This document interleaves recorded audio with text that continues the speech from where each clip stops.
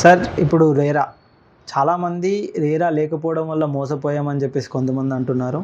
రేరా వల్ల మాకు బెనిఫిట్ జరిగిందని చెప్పేసి కొంతమంది అంటున్నారు. అసలు రేరా వాళ్ళు కొన్నింటి మీద యాక్షన్ తీసుకుంటున్నారా? అసలు రేరా ఎలా ఉంది? ఇప్పుడు రేరా వల్ల ఎవరికి బెనిఫిట్ ఉంటుంది?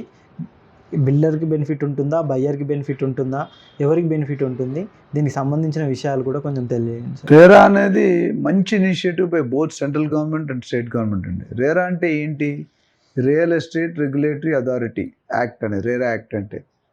జనరల్గా ఇప్పుడు ఏమవుతుందంటే 2016లో ఈ ప్రాసెస్ మొదలుపెట్టారండి. 2017 1 జనవరికి ముందు ఏ ప్రాజెక్ట్స్ ఉన్నా రేరా అక్కర్లేదు. ఈ తర్వాత మాత్రం రేరా కావాల్సిన అవసరం ఉంది. ఎందుకంటే ఏ ప్రాజెక్ట్ అయినా 1 జనవరి 2017లో కంటా ముందుంటే మాత్రం ఆ ప్రాజెక్టుకి రేరా అవసరం లేదు. తర్వాత వస్తే మాత్రం ఆ ప్రాజెక్ట్ రేరా కావాలి. సో రేరా వల్ల ఉపయోగం ఏంటంటే రెగ్యులేటింగ్ బాడీ అండి. అంటే చాలా వరకు బిల్డర్స్ మోసం చేస్తున్నారని విన్నాం మన మార్కెట్లో. చాలామంది బయ్యర్స్ మోసపోతున్నారు.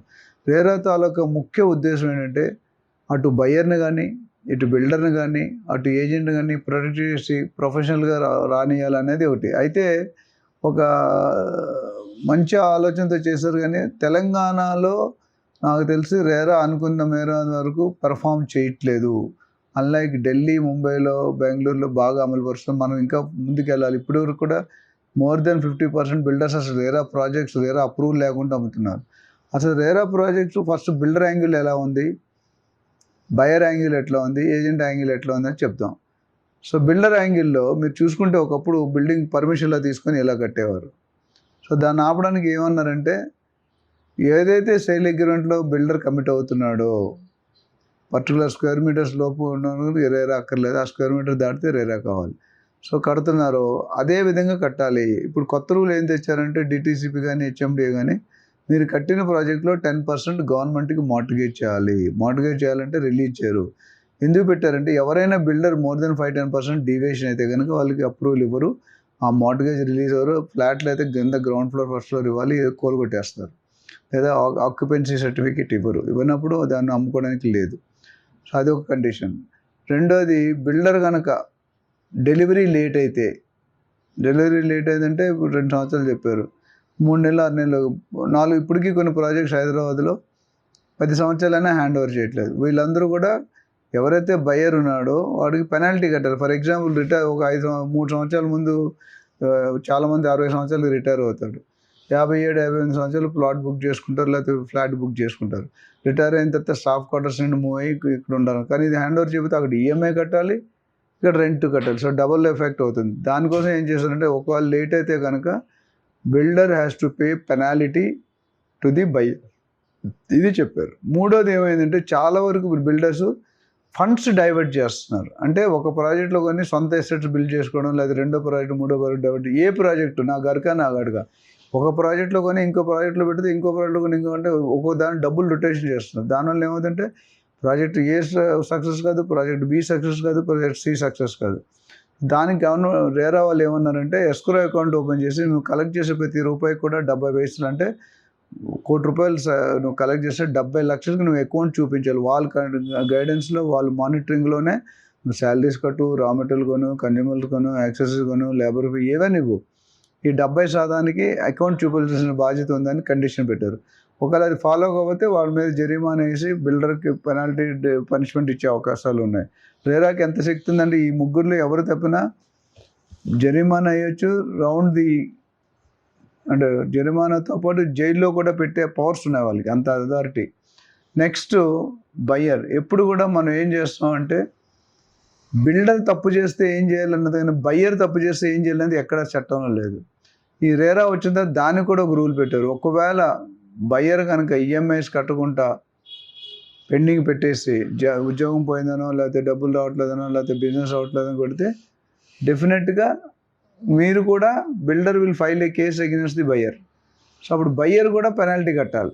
సో ఇది కొత్తగా తీసుకొచ్చారు. అంతకుముందు అంత స్ట్రిక్ట్గా ఉండదు కదా, ఎప్పుడు కూడా బిల్డర్ మీద వేసేవాళ్ళం. కానీ ఇప్పుడు రేరా వచ్చిన తర్వాత బయ్యర్ కూడా అంతే బాధ్యత చేశారు. ఇది బయ్యర్ విషయంలో. అట్లానే ఏజెంట్ విషయంలో, ఏజెంట్ ఏంటంటే లైసెన్స్ తీసుకోవాలి. రేరా ఏజెంట్ ఉంటే వారికి రేపొద్దు ఎవరైనా కస్టమర్ కానీ, సెల్లర్ కానీ, బయ్యర్ కానీ కమిషన్ ఇవ్వకపోతే కూడా రేరా కేసు తీసుకోవచ్చు. ఒకటి. రెండవది ఈ రేరా వల్ల ఉపయోగం ఏంటంటే ఏజెంట్ కూడా అంతే డ్రాబ్యాక్ ఉంది. ఒకవేళ ఈయన ఏమైనా తప్పులు చేశారనుకోండి, అంటే ఫ్రాడ్ ప్రాపర్టీస్ అమ్మి ఇల్లీగల్ ప్రాపర్టీ అంటే రేరా కూడా they can take action against the agent. So ఏజెంట్కి లైసెన్స్ ఇచ్చే ముందు కొన్ని 3 ఇయర్ ఐటీ రిటర్న్స్, అతా ఆఫీసు టీమ్ ఇవన్నీ కూడా కొన్ని క్వాలిఫైయింగ్ కండిషన్స్ ఉన్నాయి. అది సాటిస్ఫై అయితే సపోజ్ మీ మీద ఎఫ్ఐఆర్ కేసు ఉంటే మీకు రేరా లైసెన్స్ రాదు. పోలీస్ కేసు పెండింగ్ ఏమి ఉండకూడదు. అక్యూజ్డ్లో ఉన్నవాడు ఇంకా డేంజర్. సో ఒకవేళ మీరు ఉండి చెప్పకపోయినా ఇంకా డేంజర్, లైఫ్ టైం లైసెన్స్ రాదు.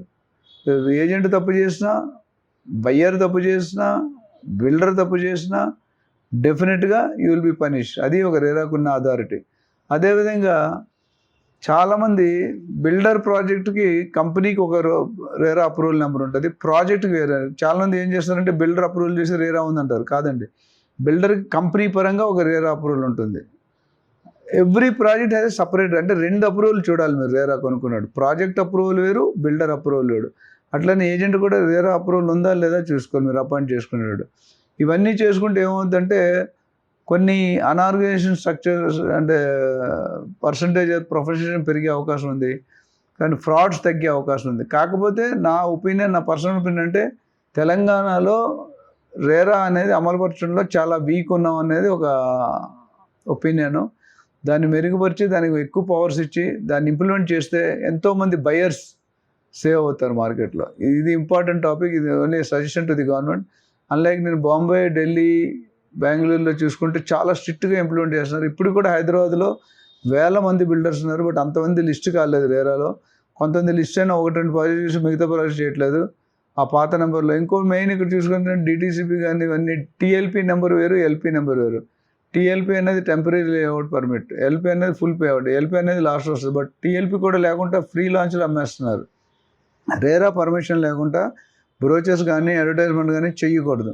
సో ఇంకా దీని మీద మరిన్ని రేరా చాలా ఉన్నాయి. నేను ముఖ్య టైం తక్కువ ఉందని కారణం వల్ల నేను కొన్ని పాయింట్స్ చెప్పాను. దీని మీద మీరు ఇంకా అవగాహన కావాలంటే అపాయింట్మెంట్ తీసుకోవచ్చు. Will try to brief you clear. And RERA is good initiative by state and central government. We have to appreciate.